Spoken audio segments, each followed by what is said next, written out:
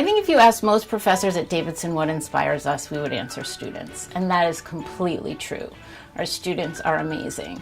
And I am inspired and energized and constantly challenged by my students. The research that we're doing has a couple of pieces to it. We're focusing on this poet named Mina Loy, who is an early 20th century poet who is working from Paris to Florence to New York, doing all these amazing pieces and working in all these magazines. On the other hand, we're kind of developing new digital tools and kind of theorizing about how might we use the web, digital, to say, okay, more people need to know about Mina Loy, and more people need to know about her in untraditional ways. Like, can we provide access to her documents? Can we provide access to a bunch of different narratives that a bunch of different faculty members have written or posted?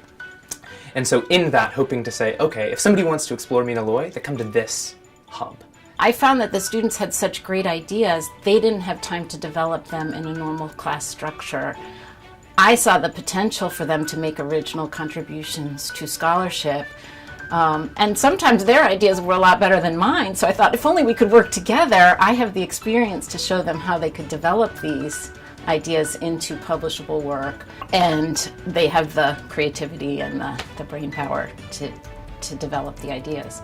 My voice has been made valuable. My opinions, the work that I do is something that doesn't just apply here to my experience, to a grade that goes into maybe the trash afterwards, but it works in a broader way, and it's influencing scholarship across the board. We're doing experimental things that maybe can't be done by people who have a lot more stake in the game. So I can go and say, I'm going to make a website, and I can take that risk and be that experimental voice, and people receive that. We would have these conversations where you couldn't draw a line between who's the teacher and who's the student, what's the technology and what's the ideas, because each was informing the other. And so by being told your voice is powerful, your voice is meaningful, I can now go off and say, interesting, where else is my voice powerful and meaningful? And as such, it changes, I think, the entire psychology of my experience here.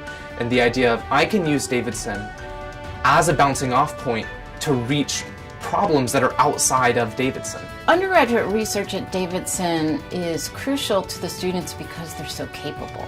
They're intellectually curious, and they have these capacious intellects and lots of energy and lots of creativity. So the idea is that if you give students the chance to do something and contribute as an equal, they might be emboldened to go on and do other things.